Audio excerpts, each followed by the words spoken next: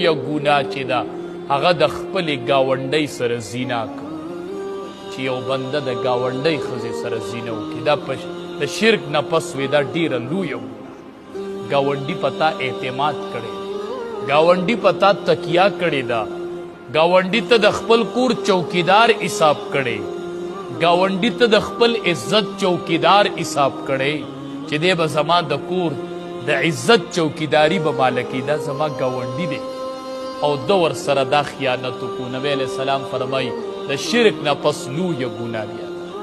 دا ولې چې د ګاونډي په تا حق ډېر دی ګاونډي په تا باندې اعتماد کړی دی ګاونډي تا ته ټول کور سپارلی دی نو چې ګاونډي ګورئ د چا نه نه خفه د ګاونډي ډېر خیال ساتئ چې څومره رانه کېدلی شي د ګاونډي سره ښه روابط صحابي باره کې راځي ګاونډي و یهودي او دې کور ته راغی بیزه حلاله شوې وه تپوس یې وکړو وی ګاونډي لم ترې لیږلی یهودي ګاونډي دی وی لیږلی م ده ورله وی ځکه ورله لیږئ چې ما د امام الانبیا نه د ګاونډي په باره کې دومره خبرې اورېدلې وې چې نبی علیه السلام